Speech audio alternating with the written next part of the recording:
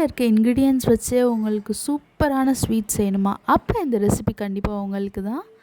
இன்றைக்கி நம்ம வந்து தித்திக்கிற பால் கேசரி தான் நம்ம பார்க்க போகிறோம். அப்படியே வாயில் வச்சிங்கன்னா நெய்யாக கரையும், அமிர்தமாக இருக்கும் இந்த கேசரி. ஃபஸ்ட்டு நீங்கள் பேனை ஹீட் பண்ணிவிட்டு அதில் 3 ஸ்பூன் நெய் விட்டுக்கோங்க. அது கூடவே முந்திரியை நல்லா வறுத்துக்கோங்க. கோல்டன் ப்ரௌன் வரைக்கும் நல்லா வறுத்துக்கோங்க. நல்லா இப்போ பொன்னிறம் ஆனதுக்கப்புறம் அது இன்னொரு பிளேட்டில் மாற்றிட்டு கொஞ்சோண்டு கிரேப்ஸ் போடுங்க. நான் பிளாக் கிரேப்ஸ் போட்டிருக்கேன். நீங்கள் ப்ரௌன் இருந்தால் ப்ரௌன் போட்டுக்கோங்க. போட்டு அதையும் நல்லா ஃப்ரை பண்ணி எடுத்துக்கோங்க. கிரேப்ஸ் போட்டோடனே ஃப்ரை ஆயிரும், அதனால் டக்குன்னு எடுத்துக்கோங்க, இல்லாட்டி சீக்கிரம் பேர்ன் ஆயிரும்.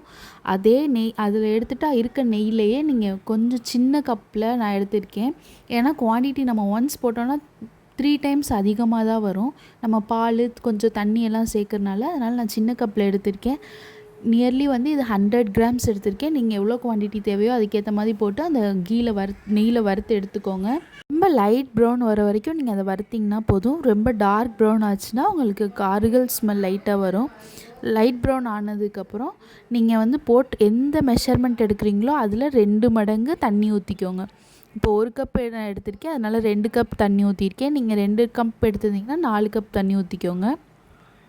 அது போட்டு கொஞ்சம் கூட கட்டிப்படாமல் நல்லா அந்த தண்ணியெல்லாம் இந்த ரவை அப்சர்வ் பண்ணுற அளவுக்கு நல்லா கிண்டிக்கோங்க. இந்த ஸ்டேஜுக்கு வந்ததுன்னா கரெக்டான ஸ்டேஜு. இந்த ஸ்டேஜில் வந்து நீங்கள் மொத்தம் 3 கப்ஸ் ஆஃப் மில்க் ஆட் பண்ணுறோம். கப்பு வந்து 2 கப்பை ஆட் பண்ணிக்கோங்க. அது நல்லா இதாகட்டும். நல்லா அது அந்த ரவையோடு மிக்ஸ் ஆகி நல்லா வர வரைக்கும் நல்லா கிண்டிக்கோங்க. கொஞ்சம் கூட கட்டிப்படாமல் இருக்கணும். எந்த அளவுக்கு கட்டிப்படாமல் இருக்கோ அப்போ தான் உங்களுக்கு டேஸ்ட் நல்லாயிருக்கும். கட்டிப்பட்டால் ஒரு மாதிரி கொலன்னு நல்லா இருக்காது.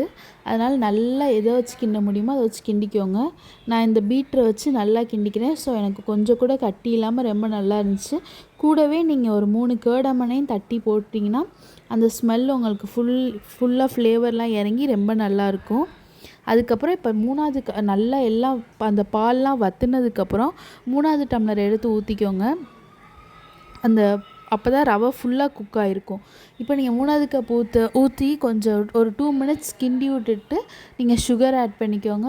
அதுக்கப்புறம் இப்போ ஃபுல்லாக மிக்ஸ் பண்ணி விட்டுட்டு நீங்கள் ஃபஸ்ட்டே ஃப்ரை பண்ணி வச்சுருந்த ட்ரை ஃப்ரூட்ஸ் எல்லாத்தையும் இதோட சேர்த்து மிக்ஸ் பண்ணி விட்டுக்கோங்க. உங்களுக்கு டேஸ்டியான பால் கேசரி ரெடி. இதை நீங்கள் ஒருக்கா செஞ்சு பாருங்கள், அப்புறம் மறுக்கா செய்வீங்க. அந்தளவுக்கு இது டேஸ்ட்டாக இருக்கும்.